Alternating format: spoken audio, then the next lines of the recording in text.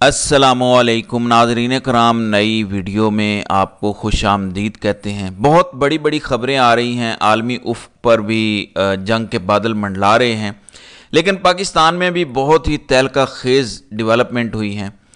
ناظرین کرام، corps commander Mangla نے ارلی ریٹائرمنٹ لے لی ہے۔ یہ پاکستان میں بہت انوکھا واقعہ ہے۔ آرمی چیف کے بعد چند ایسے یہ عہدے ہیں جن میں کور کمانڈرز ہیں۔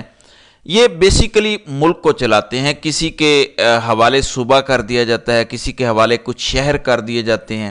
یہ گورنرز کی طرح پاکستان میں کام کرتے ہیں، کیونکہ 76 سال سے پاکستان میں ملک جو ہے وہ پاکستان کی فوج چلا رہی ہے، تو کور کمانڈر بیسیکلی علاقے کا گورنر ہوتا ہے۔ 2.5 سال ان کی نوکری کے ابھی رہتے تھے، یہی کہا جا رہا ہے، لیکن انہوں نے ارلی ریٹائرمنٹ لے لی ہے۔ ارلی ریٹائرمنٹ ذاتی وجوہات کی بنیاد پر لی گئی ہے۔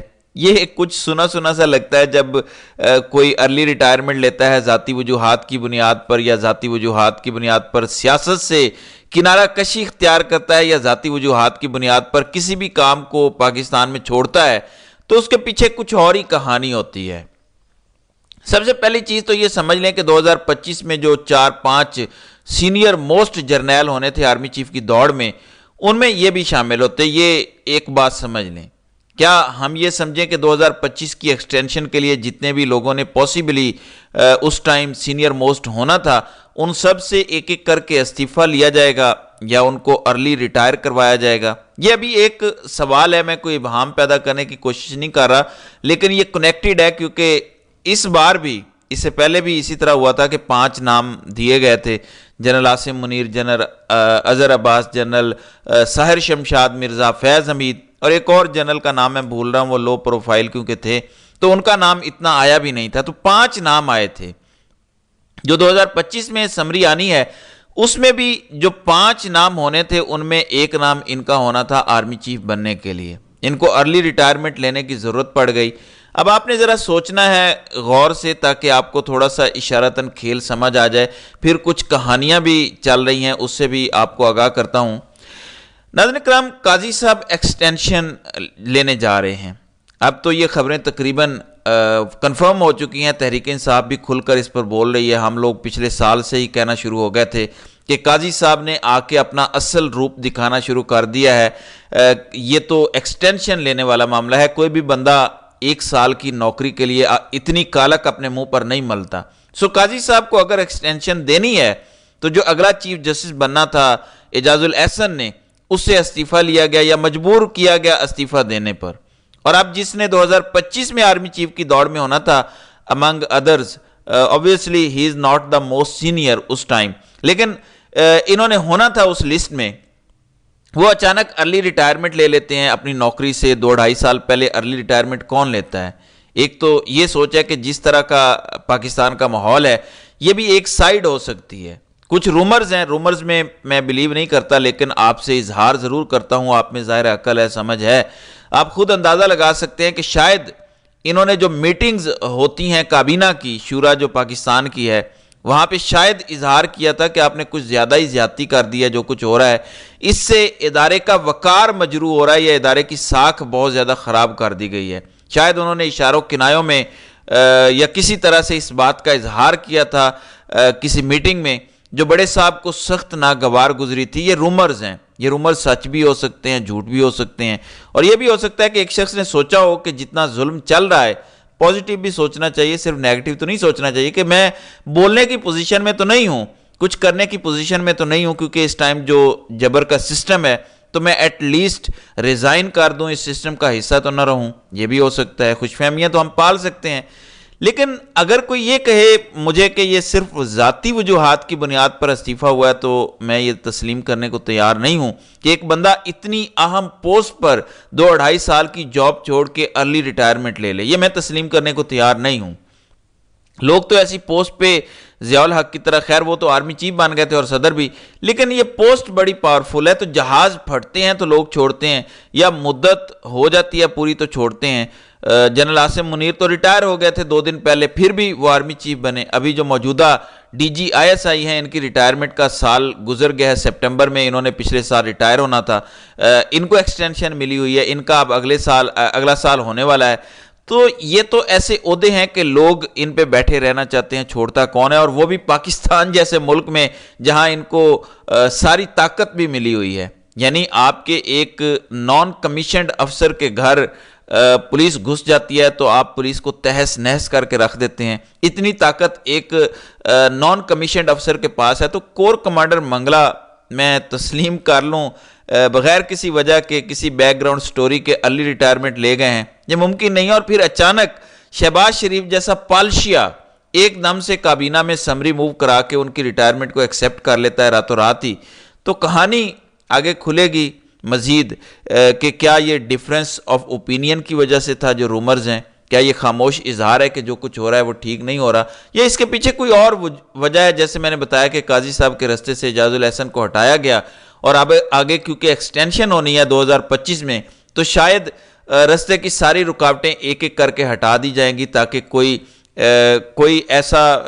بندہ نہ رہے کہ جس کا نمبر آنا ہو، کوئی سینئر نہ رہے، اور کسی جونیئر کو جب یہ پروموشن ملے گا وہ اسی میں خوش ہو جائے گا کہ یار میں نے شاید میجر جنرل ریٹائر ہونا تھا، مجھے لیفٹیننٹ جنرل بنا دیا گیا، میں اسی پر خوش ہوں، کور کمانڈر لگ جاتا ہوں بس۔ تو یہ ہو سکتا ہے، یہ پاسبل ہے، لیکن ظاہر ہے کہ ہمیں اتنی زیادہ اس پر بات نہیں کرنی چاہیے، غیر ذمہ دارانہ گفتگو بھی ہو جاتی ہے، کیونکہ اس معاملے میں بے شک ہمیں اعتراض ہو جو موجودہ قیادت ہے، لیکن بالآخر جو سرکاری محکمے ہیں انہیں کمزور نہیں ہونا چاہیے، سرکاری محکموں کو پاکستان کی حفاظت کے لیے تگڑا رہنا چاہیے، تو اس لیے اس پر زیادہ بات نہیں کرتے۔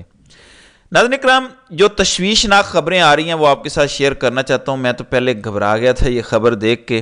ہاؤس آف سعودیہ ان کی ویب سائٹ ہے، سعودی رائل فیملی کے حوالے سے ہر خبر، ہر انفارمیشن یہاں سے ملتی ہے۔ یہاں پر عبد المحمد لکھتے ہیں، میں اس خبر کا خلاصہ آپ کو بتا دیتا ہوں کہ بہت بڑا دعویٰ ہے کہ سعودی رائل فیملی کے ایک بندے نے نام ظاہر نہ کرنے کی شرط پہ کہا ہے، یہ ایکسیپٹ کر لیا ہے کہ جو ایران نے اسرائیل پر حملہ کیا اس حملے کو ناکام بنانے میں سعودی عربیہ نے بھی بڑا کردار ادا کیا ہے، اور ایران کے ڈرون مار گرائے ہیں، اور اس کو اس طریقے سے انہوں نے ایکسیپٹ کیا ہے کہ سعودی عربیہ کی ایئر سپیس پر کوئی بھی سسپیشیس اینٹیٹی ہوگی تو ہمارا خودکار سسٹم بروئے کار آتا ہے اور اسے گرا دیتا ہے۔ مطلب ایران جب اسرائیل پر حملہ کر رہا تھا تو یمن کے رستے اگر کوئی راکٹ یا میزائل یا کوئی ڈرون گئے ہیں، یا کوئی اور بھی رستہ ہوگا، میں کوئی نقشے کا ایکسپرٹ نہیں ہوں، بہرحال اگر یمن سے کوئی راکٹ یا ڈرونز گئے ہیں تو ظاہر ہے کہ سعودی عرب اور جارڈن سے گزر کر وہ اسرائیل پر گرے ہیں۔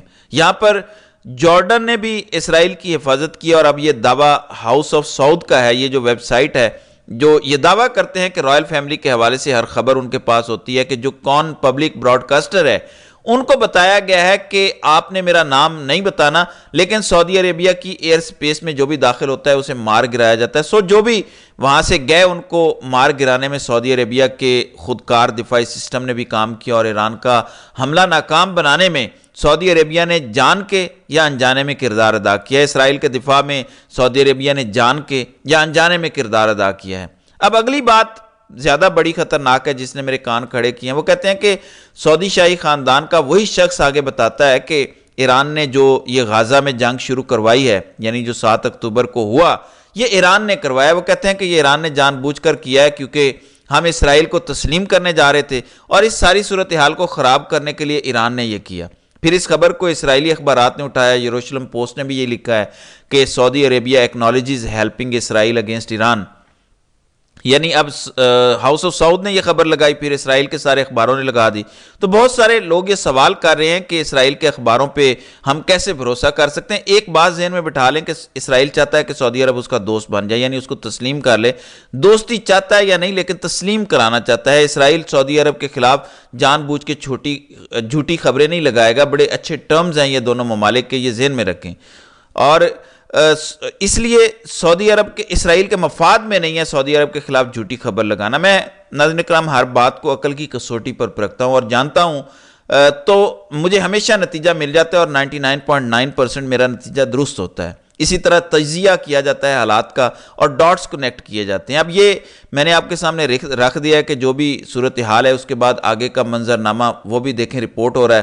مثلا عالمی جریدہ MSNBC نے دعویٰ کیا ہے کہ اسرائیلز رسپانس ٹو ایرانین اٹیک میں بھی امییننٹ آفیشیل سیز، یعنی اب MSNBC کے مطابق اسرائیلی آفیشلز کا کہنا ہے کہ بہت قریب ہے کہ اسرائیل ایران پر حملے کا جواب دے گا، یہ بہت قریب ہے۔ پھر برکس کے حوالے سے یعنی برازیل، رشیا، انڈیا، چائنا اور ساؤتھ افریقہ کی جو تنظیم ہے اس کے حوالے سے یہ جریدہ خبریں دیتا ہے، اس کا دعویٰ ہے کہ اسرائیل نے اپنی تمام منصوبہ بندی مکمل کر لی ہے ایران پر حملہ کرنے کے لیے۔ اب یہ خبر درست بھی ہو سکتی ہے، غلط بھی، لیکن جو ایکچول خبریں آ رہی ہیں مستند سورسز سے وہ یہ کہتی ہیں کہ اسرائیل ملٹیپل اٹیک کے طریقے سوچ رہا ہے۔ ایک یہ کہ گراؤنڈ پر حملہ کریں، بے شک بیسز کو نشانہ بنائیں، ایک یہ ہے کہ ایران کے اوپر سائبر اٹیک کیا جائے امریکہ کی مدد سے، یہ بھی زیر غور ہے۔ اب یہ انتہائی افسوسناک صورتحال ہے کہ اس وقت یہ مسلم ممالک ایران کے خلاف اسرائیل کی مدد کر رہے ہیں۔ بہرحال آنے والے 48 گھنٹے بڑے امپورٹنٹ ہو گئے کیونکہ سارا کھیل مزید کھل کر سامنے آ جائے گا۔ تو ناظرین کرام، آپ کی اس ویڈیو کے حوالے سے کیا رائے ہے؟ آپ اپنی رائے کا اظہار کامنٹ سیکشن میں ضرور کیجیے گا۔